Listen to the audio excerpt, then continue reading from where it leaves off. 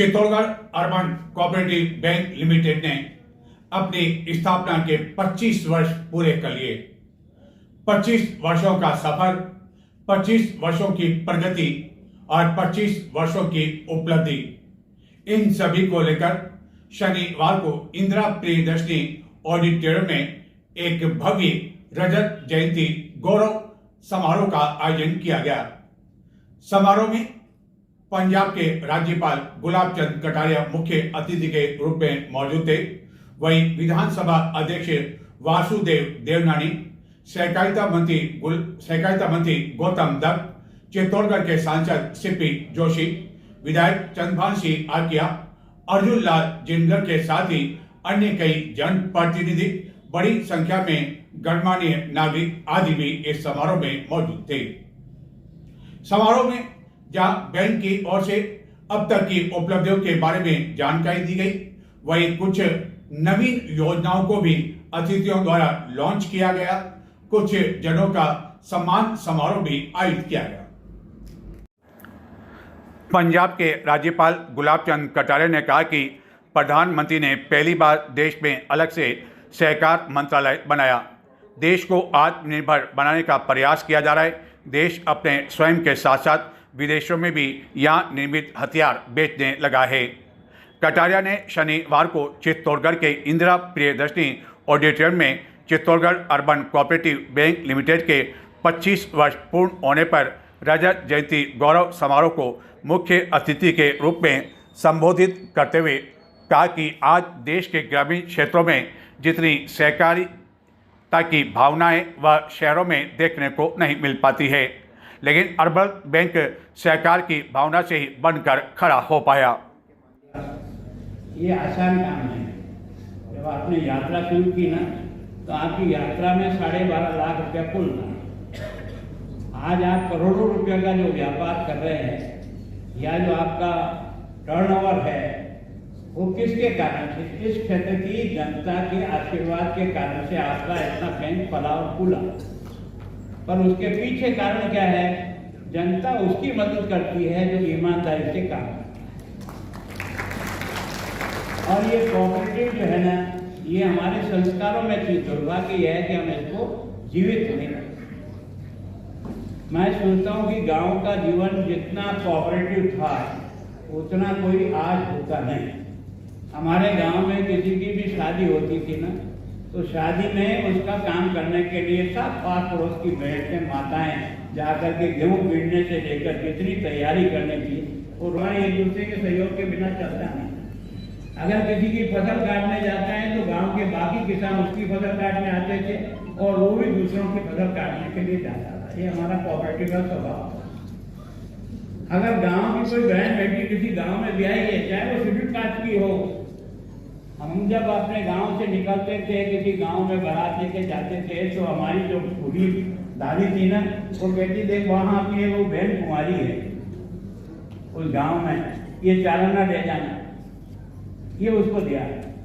अब हमें उस समय बचपन में समझ में नहीं आया इस चालाने से क्या होगा, लेकिन सहकार का जो भावना था कि हम एक दूसरे के सहयोगी बन करके कैसे लोगों के जीवन को ऊपर उठा सकते हैं, ये है सहकार। और ये जो कोऑपरेटिव बैंक बनाया ना, इसी भावना से बनाया। आज ये इतना साथ आपके एरिया में जो आज 7 शाखाएं इसकी खुली है, ने बहुत बड़ा ढाल किया है। इस देश में भ्रष्टाचार को गांव तक पहुंचाने का सबसे बड़ा कठिन काम अगर किसी ने किया है तो कोऑपरेटिव सोसाइटी में, जिसके कारण से हमारी कोऑपरेटिव इतनी बदनाम हो गई। और गुजरात का विकास का अगर कोई आधार बनाना तो कोऑपरेटिव बने। आज जो अमूल है, जो देश और दुनिया में पहुंच गया, उसका कारण है कोऑपरेटिव। और मैंने वहाँ कोऑपरेटिव की डेयरी में मैं चुनाव में ठहरा था। वहाँ मुझे जब बहुत आश्चर्य हुआ कि उसका जो चेयरमैन आता है वो अपना पानी भी घर से लेके आता था। उस डेयरी का पानी भी पीना वो ठीक नहीं समझता था। करेक्टर की पराकाष्ठा हो सकती है, ये सफलता का बिंदु बनता है। सब लोग उसकी मदद करते हैं, हर कठिनाई में से पार कर देते हैं। कभी कभी उतार चढ़ाव भी आता है।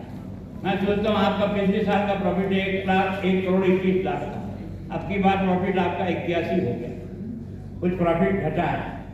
परिस्थितियां हो सकती, घटना बढ़ना कोई बड़ी बात नहीं है, लेकिन मेरी आग्रह है कि आपकी मदद से अगर किसी गरीब का घर में रोशनी हो सके तो इससे बड़ा पुण्य का काम और कोई नहीं होगा। आप कितने ही बड़े हो, ये कोऑपरेटिव का उद्देश्य यही है, और कोऑपरेटिव के आधार पर ही इस देश के संपूर्ण विकास को संभावना है, और कोई आधार नहीं है।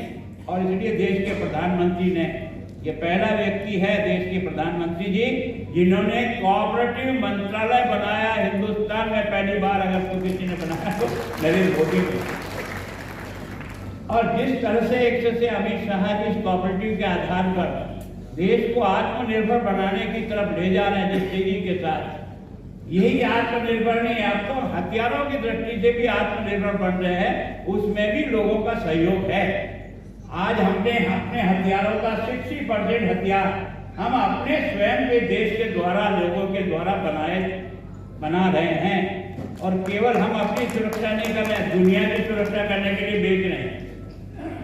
तो ये जो कुछ होता है ना, ये सबके सहयोग से होता है, कभी अकेले कोई देश का निर्माण नहीं होता है। सहयोग लेने के लिए सबका सहयोग लेते हैं, तब जाकर के बनता है।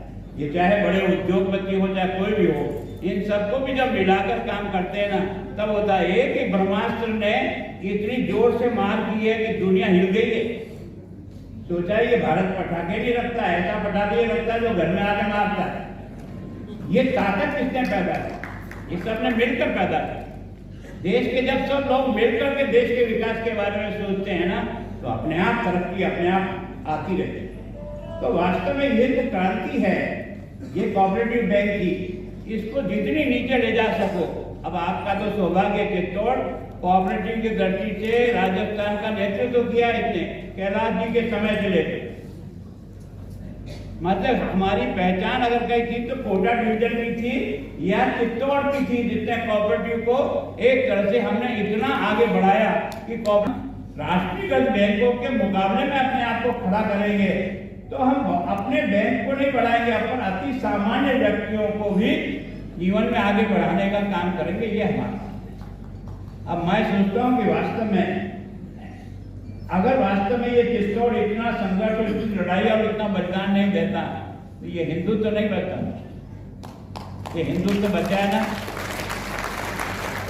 किसी कारण से बचा। अगर उदय सिंह जी नहीं बचते तो महाराणा प्रताप कहां से आए? और अगर महाराणा प्रताप अपना शूरवीरता नहीं दिखाते तो मेवाड़ का नाम दुनिया में सबसे पहले रख दिया जाता है। दुनिया बाकी कुछ नहीं जानती है, लेकिन महाराणा प्रताप को जानती है सारी दुनिया। इस मेवाड़ को अगर सम्मान और आदर मिलता है तो इस वंश के कारण से, जिन्होंने इतना त्याग और बलिदान करके भी देश को ऊपर उठाने का प्रयास किया। तो मैं सोचता हूँ हम सब लोगों के दिमाग में केवल और केवल 25 साल का फंक्शन बना दिया आपने और मैंने, खाना खा लिया, ये नहीं है। दिमाग को थोड़ा जोर लगाना पड़े। उन्होंने तो सब कुछ दे दिया, थोड़ा तो तुम भी देना सीखो ना। समारोह को संबोधित करते हुए विधानसभा अध्यक्ष वासुदेव देवनानी ने कहा कि बिना विश्वास के बैंक नहीं चल सकते हैं। बैंक को चलाने के लिए कई तरह की चुनौतियों का सामना करना पड़ता है, लेकिन अर्बन बैंक ने इन सभी चुनौतियों का स्वीकार किया और एक मजबूत बैंक खड़ा करने में सफल रहा। उन सबको बधाई देता हूं जिन्होंने इस बैंक की 25 साल की यात्रा में इसमें अपना योगदान देकर के बैंक को आगे बढ़ाया, और जिनको अभी सम्मानित किया, ऐसे सभी सदस्यों को अपनी ओर से बहुत बहुत बधाई देता हूं, शुभकामनाएं देता हूं। मित्रों, यह उन 25 वर्षों की जीवंत यात्रा का अभिनंदन है जिसमें विश्वास ने विकास का रूप लिया है। बिना विश्वास के बैंक नहीं चल सकते। इसलिए जिसने सेवा ने संस्कार का रूप लिया और सहकार ने समाज की आत्मा को आर्थिक शक्ति के रूप में आगे बढ़ाया, ऐसा ये कोऑपरेटिव बैंक जिसने अपने 25 वर्षों में कई चुनौतियां भी सही, लेकिन उन चुनौतियों ने हमेशा बैंक को मजबूत बनाया। इसीलिए इसने समाज का जो विश्वास प्राप्त किया है जिसके कारण से 25 वर्षों तक आप और हम सब इसके साथ जुड़े रहे और आज चित्तौड़ में इतनी बड़ी संख्या में आपको इस सभागार में उपस्थित देख करके लगता है हम सबका इस बैंक के प्रति एक अटूट विश्वास है। और यह विश्वास एक दिन में नहीं बनता, यह विश्वास लगातार अपनी कार्यशैली से बनता है, अपनी पारदर्शिता के साथ बनता है, अपनी ईमानदारी के साथ बनता है, अपने ग्राहकों को दी जा रही सेवा से बनता है। उन सब के कारण लगातार हम चलते रहे। और जब मैं दुनिया की अर्थव्यवस्था को देखता हूँ, दुनिया की अर्थव्यवस्था बड़ी तेजी से बदल रही है। बैंकिंग केवल अब तिजोरियों और खातों तक सीमित नहीं है, बल्कि डिजिटल स्क्रीन भी है, मोबाइल एप्लीकेशंस भी हैं, आर्टिफिशियल इंटेलिजेंस भी है और साथ में वैश्विक वित्तीय नेटवर्क तक पहुंची है। और उसमें जब कोऑपरेटिव अर्थात सहकारिता की बात करते हैं तो सबको उस भारत की आत्मा की याद आती है। सहकारिता भारत के खून में, भारत के डीएनए में है, जिसमें हमने प्रत्येक काम उसके आधार पर किया है। ये हमारी परंपराएं रही हैं। चाहे वह सहकारिता को यदि मैं और गहरे से जाऊं तो चाहे गांव के कुएं हों, चाहे सामूहिक अन्न भंडार हों, चाहे गौशालाएं हों, चाहे श्रमदान की परंपराएं हों, ये सब सामूहिकता के भाव से आगे बढ़ी। अकेला कहीं नहीं है। भारत में संयुक्त परिवार की बात रही, उसी से आगे बढ़ी ताकि हम सब लोग मिलकर के आगे बढ़ें। और यही भावना इस अर्बन कोऑपरेटिव बैंक जैसी संस्थाओं के माध्यम से आज पुनः दिखाई देती है। जब सब खाता या पैसे सुरक्षित रहेंगे कि नहीं रहेंगे, और जब असुरक्षा का भाव होता है तो व्यक्ति मामले हम सुनते भी आए हैं कि जिसमें कई जगह बैंक के उनको धोखा भी हुआ है। ऐसे समय इस बैंक में लगातार विश्वास व्यक्त करना ये बहुत बड़ी बात है। इसलिए मैं आज यहाँ आकर के जब इंद्रमल जी आए मेरे पास, इन्होंने कहा कि इस बैंक में आना है, क्यों मुझे भी लगा कि चित्तौड़ से मेरा बहुत पुराना संबंध है। मुझे याद आता है शायद 1970 से, जिसको आज लगातार 56 वर्ष हो गए, मेरा चित्तौड़ के साथ लगातार आना जाना रहा। आया गया और जब राजनीति में आया तो राजनीति में भी है वो, और मैं अभी तो जो याद दिला रहे हैं मुझे भी याद आ। समारोह में सहकारिता मंत्री गौतम दत्त, चित्तौड़गढ़ के सांसद सीपी जोशी, चित्तौड़गढ़ के विधायक चंद्रभान सिंह आकिया, कपासन के विधायक अर्जुन लाल जिनगर भी मौजूद थे। समारोह के आरंभ में अर्बन बैंक के अध्यक्ष IM सेठिया ने बैंक की अब तक की उपलब्धि एवं प्रगति के बारे में जानकारी दी। समारोह में अतिथियों द्वारा इस अवसर पर अर्बन बैंक के पूर्व निदेशकों के साथ ही बैंक की स्थापना से लेकर अब तक इस बैंक से जुड़े उपभोक्ताओं एवं बैंक के 2 उन कर्मचारियों को भी सम्मानित किया गया जो कि आरंभ से ही बैंक से जुड़े रहे। अर्बन बैंक के अध्यक्ष IM सेठिया को समारोह में लाइफ टाइम अचीवमेंट अवार्ड से भी सम्मानित किया गया। सहकारिता मंत्री गौतम दत्त ने समारोह के अंत में आभार व्यक्त किया। इस अवसर पर बड़ी संख्या में बैंक से जुड़े ग्राहक, गणमान्य नागरिक एवं अन्य कई जनप्रतिनिधि एवं महिलाएं आदि मौजूद थी। समारोह में बैंक की विभिन्न नई योजनाएं भी अतिथियों द्वारा लॉन्च की गई, जिसमें EV वाहन योजना भी शामिल है और इस वाहन पर भी अब ऋण उपलब्ध हो पाएगा। इसी तरह mortgage loan, WhatsApp banking, biometric जैसी कई योजनाओं के बारे में जानकारी देते हुए इसके प्रारंभ किए जाने की घोषणा भी की गई। आरंभ में बैंक के अध्यक्ष के साथ ही निदेशकों द्वारा कटारिया, वासुदेव देवनानी एवं अन्य अतिथियों का स्वागत किया गया। वो दिशा निर्देश में राजनीतिक शुरुआत करी। ऐसे माननीय ब्लॉक कटारिया साहब हमारे विधानसभा व्यक्ति हम सबके कारण के रूप में बधाई भी दूं और सेठिया जी और उन सेठिया जी की पूरी टीम को तदिल से धन्यवाद दूं कि आपने हर बार इस बैंक को यहाँ तक 25 साल के इस टाइम में, शॉर्ट टाइम में आपने इस बैंक को यहाँ तक बढ़ाया, इसलिए एक बार सेठिया जी और सेठिया जी की पूरी टीम के लिए एक बार आप ताली बजा दें। और इस कार्यक्रम में गुलाब चंद कटारिया साहब और वासुदेव देवने साहब इस छोटे से आग्रह पर आप यहाँ पधारे, अमूल्य समय दिया। यहाँ जनप्रतिनिधि होने के नाते आपका मैं तहे दिल से स्वागत करता हूँ।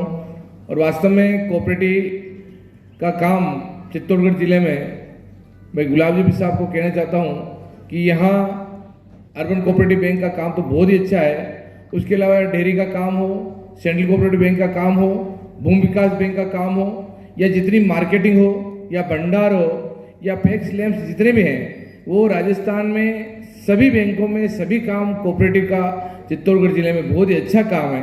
और यहाँ के सब लोग अच्छा काम करें, इसलिए सभी सहकारी संस्थाओं को भी मैं तहे दिल से धन्यवाद देना चाहता हूँ। इस प्रकार की सुविधाएं दी है तो मैं तो यही कहता हूँ, ये पूरे राजस्थान में और पूरे देश में इस अर्बन कोऑपरेटिव बैंक चित्तौड़गढ़ का नाम आगे बढ़े, ऐसी मेरी शुभकामनाएं।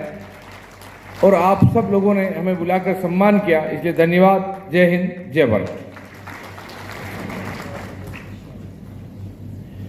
आदरणीय गुलाब जी भाई साहब और वासुदेव जी का बहुत बहुत स्वागत करता हूँ।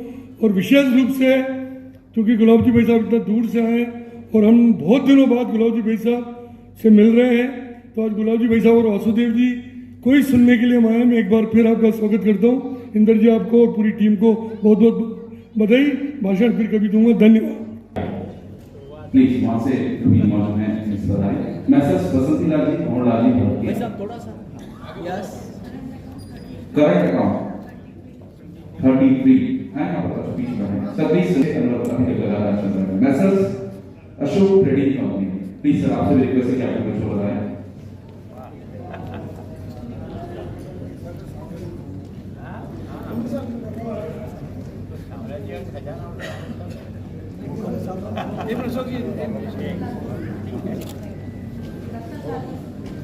श्रीमान रतन जी सिंह साहब, message Ashok trading company, Ajay Singh Rathore और श्रीमान दामोदर जी चीचाना प्रबंधक पावर, प्लीज आप दोनों से अनुरोध का बधाई। मतलब 2001 से लेकर 2025 यानी 25 वर्षों की पूरी जर्नी यहाँ पर अपनी सेवाएं दे रहे हैं श्रीमान अजय सिंह जी राठौर और श्रीमान दामोदर।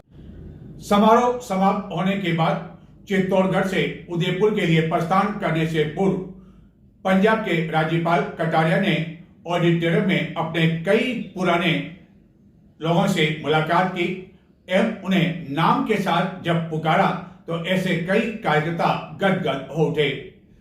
कटारिया ने कहा कि चित्तौड़गढ़ से उनका काफी नाता रहा है, जो कि बड़ी सादी विधानसभा सीट से 2 बार चुनाव जीत चुके हैं।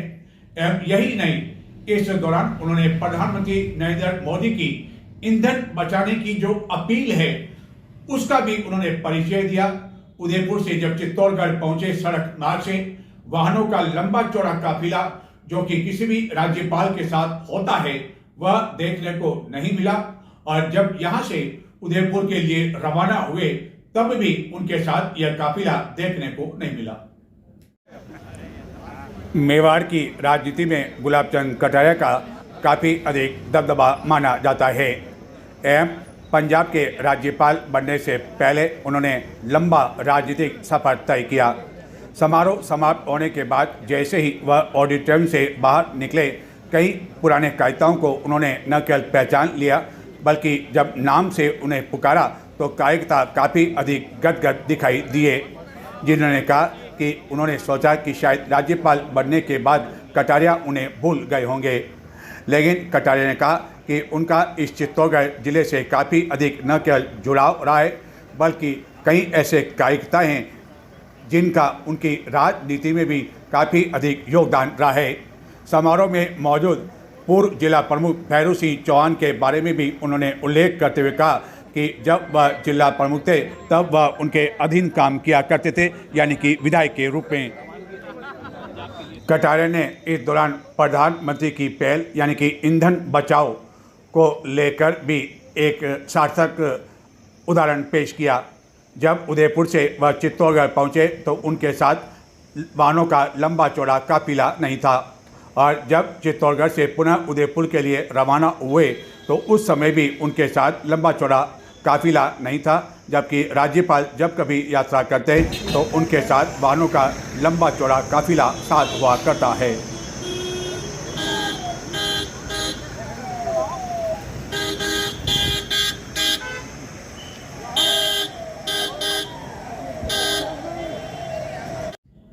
आखिरकार चित्तौड़गढ़ के नव नियुक्त जिला पुलिस अधीक्षक धर्मेंद्र यादव ने कार्यभार ग्रहण कर लिया। उनके कार्यभार ग्रहण नहीं करने को लेकर अटकलें लगाई जाई थी, लेकिन यह केवल अटकलें थी और शनिवार को न केवल उन्होंने कार्यभार ग्रहण कर लिया, बल्कि आते ही यह भी दिखा दिया कि वह काम में विश्वास करते हैं, मक्खनबाजी में नहीं। यह मक्खनबाजी चाहे उनके अधीनस्थ पुलिस अधिकारियों की ओर से हो या अन्य किसी की ओर से हो। दरअसल जब वह पुलिस अधीक्षक कार्यालय पहुंचे तो उनके अधीनस्थ कई पुलिस अधिकारी अपने हाथों में महंगा गुलदस्ता लेकर भी तैयार खड़े हुए थे और जैसा कि उनका नाम है धर्मेंद्र यादव और जैसा उनका कार्य, उनकी शैली, इस कारण अधिकारियों को लगा कि कम से कम उनके आगमन पर महंगा गुलदस्ता तो बनता है। लेकिन नवनियुक्त पुलिस अधीक्षक ने केवल एक अधिकारी का गुलदस्ता स्वीकार किया, बाकी से केवल हाथ मिलाया और गुलदस्ता यूं ही उनके हाथों में, यानी कि जो अधीनस्थ अधिकारी थे उनके हाथों में रह गया और न जाने बाद में यह गुलदस्ता कहां पर मुरझा गया, कहां पर गिर गया, यह हम नहीं कह सकते हैं। लेकिन कार्यभार ग्रहण करने के बाद उन्होंने बता दिया कि उनकी प्राथमिकता क्या होगी, यानी कि काम की प्राथमिकता होगी, मक्खनबाजी की नहीं होगी। चित्तौड़गढ़ के नवनियुक्त जिला पुलिस अधीक्षक धर्मेंद्र सिंह यादव ने आखिरकार शनिवार को विधिवत रूप से पदभार ग्रहण कर लिया। चित्तौड़गढ़ पुलिस अधीक्षक कार्यालय पहुंचने पर उन्हें गार्ड ऑफ ऑनर दिया गया। उसके पश्चात उन्होंने जिले की कानून व्यवस्था, अपराध नियंत्रण एवं आमजन की सुरक्षा को लेकर अपनी प्राथमिकताओं को साझा किया एवं आरंभ में ही उन्होंने यह संकेत दे दिए कि वह मक्खनबाजी में विश्वास नहीं करते हैं, बल्कि काम में विश्वास करते हैं। आप स्वयं यह वीडियो देखें और काफ़ी कुछ समझ जाएंगे यह वीडियो देखकर।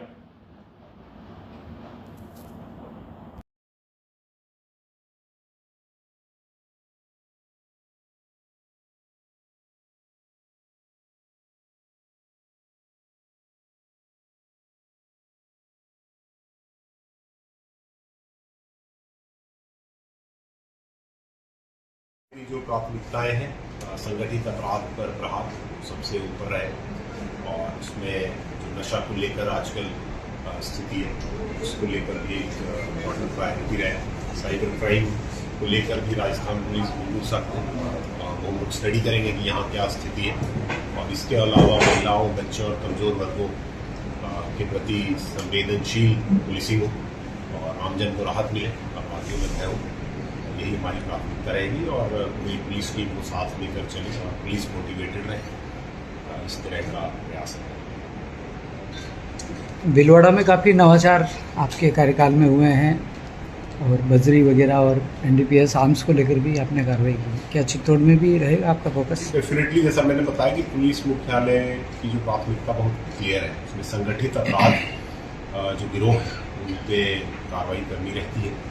अभी हम स्टडी करेंगे यहाँ, अगर कोई यहाँ कोई ऑर्गेनाइज क्राइम गिरोह काम कर रहा हो, कोई गैंग्स चला रहे हो, कोई फायरिंग करते हो, कोई हथियार रखते हो, तो उनकी सूची बनाकर हम लोग योजनाबद्ध तरीके से उनके खिलाफ कार्रवाई करेंगे और पुलिस मुख्यालय के जो दिशा निर्देश होते हैं, मार्गदर्शन रहता है, उसके अनुरूप कार्रवाई करेंगे। सर, एक हमारे यहाँ चित्तौड़गढ़ जिले के गंगरा क्षेत्र में एक बाड़े की 4 दीवारी के पिलर तोड़ने को लेकर 2 गुटों में मारपीट हो गई।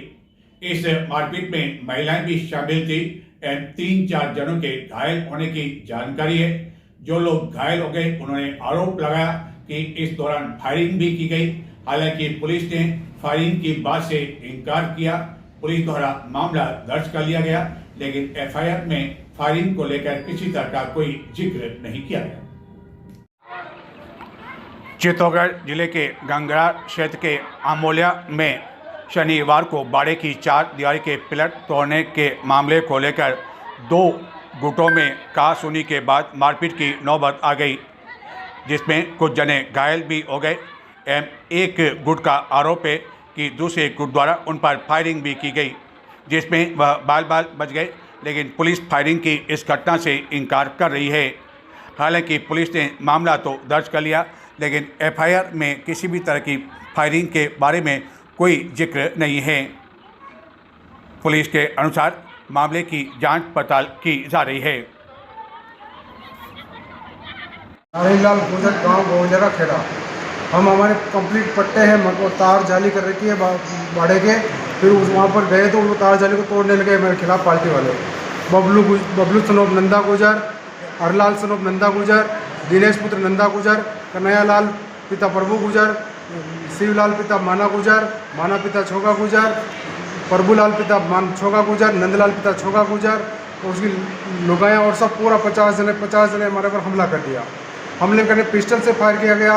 पहले भी फायर उसने रिको में भी किया, महादेव में भी किया। लोगों को बहुत अत्याचार हो रहा है। हमारे फायर किया, मेरी बाल मेरी जान बची। कान पे क्रॉस करके निकल गई गोली और टाँके लगे मेरे। किसने की फायरिंग? बबलू, हरलाल उर्फ बबलू गुजर, पिता का नाम नंदा जी गुजर। मेरी जान को उनसे बहुत खतरा है, मेरा पूरा परिवार को खतरा है। मेरे 5-5 साल के 10 साल के बच्चे परेशान हैं, पूरे घर पे रो रहे हैं सब। आप क्या चाहते हो? उचित कार्रवाई चाहिए हमारे को, बस उचित कार्रवाई चाहिए। ऐसे आतंकवादियों को मिटाना चाहिए। अभी आपने रिपोर्ट दर्ज करवाई है? रिपोर्ट गंगार थाने में दर्ज करा दी है। उस पर हाँ, भौड़ा के देवी जी गुजर बोलूँ हूँ। मेरा आगे मेरा मकान, पीछे मेरा 12-50 साल का पट्टा मेरे लगे, तार बंदी कर दी। इसलिए ये गुंडागर्दी कर ऊपर आया। मैंने दोनों आदमी मजा भाई या मोहन मारा भतीजा का, यार ऐसा मत करो। तो इसने मादर से फायरिंग कर भतीजे फायरिंग की, इसलिए गोली लाई, कान का बड़े हुए निकली, 9 टाँका आया। कितनी बजे की घटना है? यह 12:30 बजे की घटना है। मेरे पक्के लगी 3 जन, ये कौंजर ले मिली लगे, मेरे 2 क्वांटी लगी पक्के। कितने लोग आए? 50 आदमी का पूरा परिवार का ढोल गए, टोटल आदमी मार बाग नहीं जा रहे। हरलाल पिता नंदलाल गुजर, छोगा पिता नंदा गुजर, छोगा पिता नंदा गुजर, माना पिता नंदा गुजर, गंगा पिता नंदा गुजर, बबिया पिता नंदिया गुजर, हरलाल गुजर, सनोप नंदा गुजर, हलवा पिता नंदा गुजर। नजर डालते हैं कुछ और समाचारों की ओर, लेकिन संक्षिप्त में देखते रहे चित्तौड़ दर्शन। लोकसभा अध्यक्ष ओम बिरला शनिवार को कोटा से उदयपुर जाते समय कुछ देर के लिए बस्सी स्थित एक रिसोर्ट में रुके, जहां चित्तौड़गढ़ के सांसद विधायक चंद्रवंशी आकिया, अर्जुन लाल जिनगर एवं भाजपा के अन्य कई पदाधिकारियों कार्यकर्ताओं ने उनकी अगवानी कर स्वागत किया। लोकसभा अध्यक्ष ने बाद में यहाँ भाजपा नेताओं के साथ लंच किया। कार्यकर्ताओं की कुशल क्षेम पहुंची एवं विभिन्न जानकारी प्राप्त करने के बाद उदयपुर के लिए रवाना हो गए। पर्यावरण संरक्षण एवं मोक्षधाम के विकास के उद्देश्य को लेकर चित्तौड़गढ़ के समीप मोक्षधाम विकास समिति पांडोली द्वारा किए जा रहे कार्यों के अंतर्गत प्रत्येक दाह संस्कार के अवसर पर पौधारोपण किए जाने का संकल्प लिया गया, ताकि पर्यावरण संरक्षण के साथ साथ समाज में हरी चेतना का प्रसार भी हो सके। वर्ष 2026 में समिति के सदस्यों द्वारा मोक्षधाम परिसर एवं आसपास के क्षेत्रों में छायादार एवं फलदार वृक्षों का रोपण किया जाएगा। तो ये थे आज के समाचार। नमस्कार।